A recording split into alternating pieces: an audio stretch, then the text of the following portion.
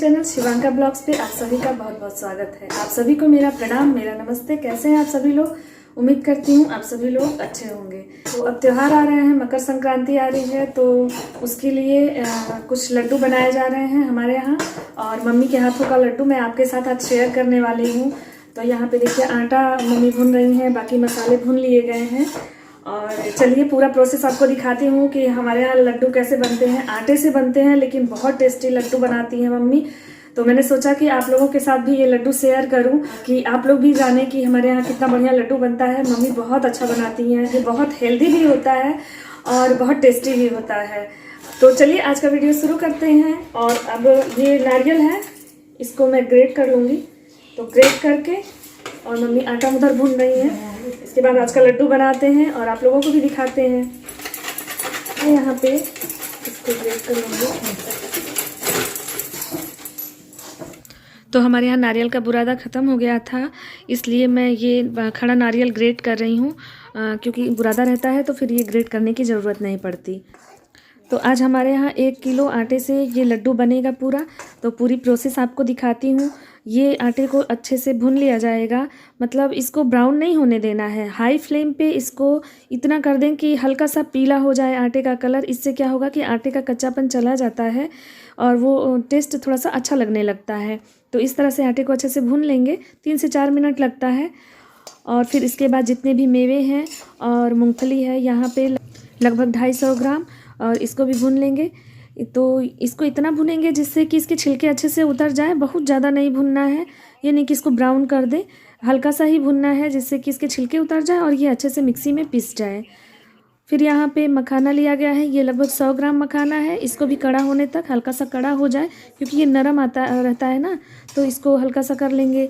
इसके बाद बादाम है, बादाम लगभग 250 ग्राम लिया है। तो ये सारा रेशियो जो मैं बता रही हूँ वो 1 किलो आटे के हिसाब से हमने लिया है। आप कम ज़्यादा कर सकते हैं, कम कर सकते हैं। ज़्यादा बहुत ज़्यादा करने पे वो लड्डू बनाने में थोड़ी सी दिक्कत आती है, तो इस बात का ध्यान रखिएगा कि टेस्ट के अकॉर्डिंग हो और जितना पसंद हो।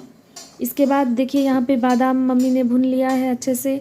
और ये लगभग 400 ग्राम काजू लिया है। काजू सबसे ज़्यादा लिया है क्योंकि इसका टेस्ट अच्छा लगता है, तो काजू को भी अच्छे से भून लेंगे। इन सारे जितने भी मेवे हैं सबको हल्का हल्का भून लेंगे, सिर्फ किशमिश को छोड़ करके। तो यहाँ पे काजू भी भून लिया गया है।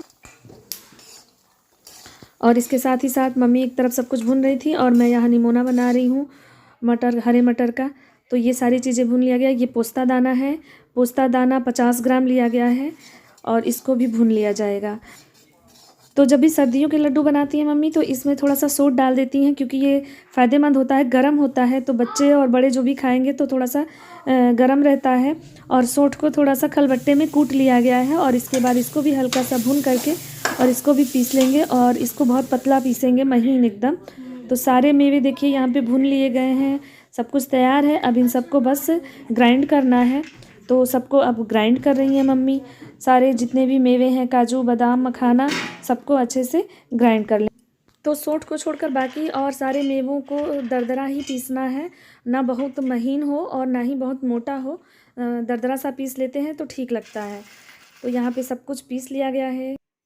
तो देखिए सारी चीज़ों को इस तरह से इतना दरदरा पीस लेना है। सारी जितने भी मेवे थे तो सबको पीस लिए हैं मम्मी।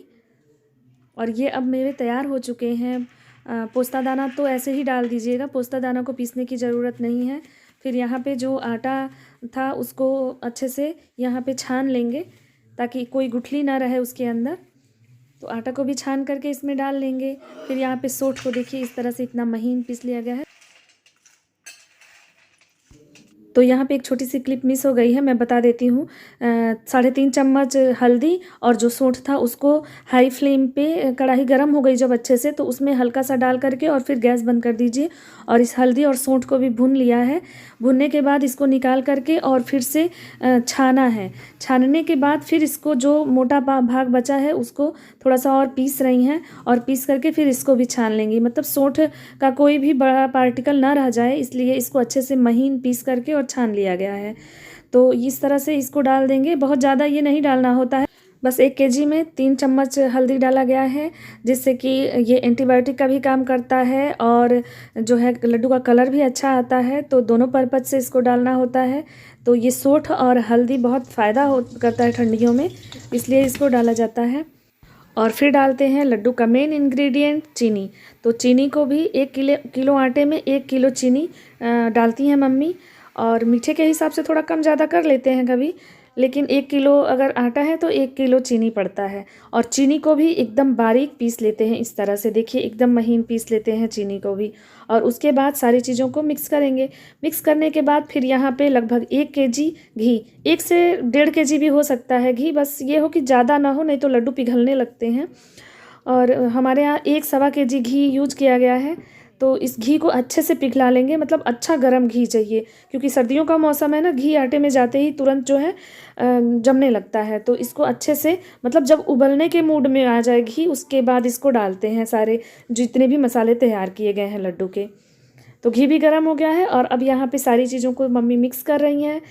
और इस तरह से ये लड्डू एकदम अब पूरे मसाले इसके तैयार हो गए हैं। तो थोड़ा थोड़ा घी डालते जाएंगे और मसालों को मिक्स करते जाएंगे।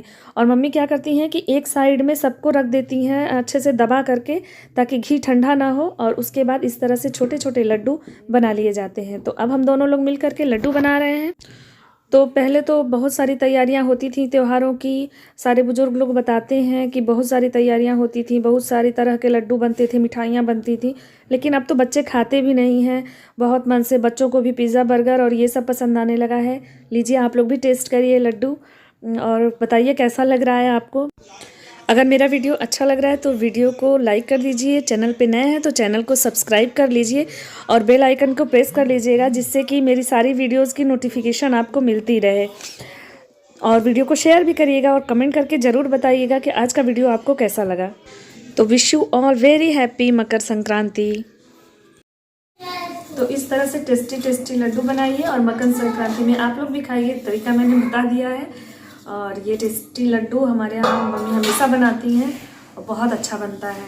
तो सच में बहुत अच्छा बना है और आप भी बना के ज़रूर ट्राई करिएगा इस मकर संक्रांति। तो बहुत थकान हो गई है और आज का ब्लॉग यहीं ख़त्म करते हैं। तो मिलते हैं नेक्स्ट ब्लॉग में।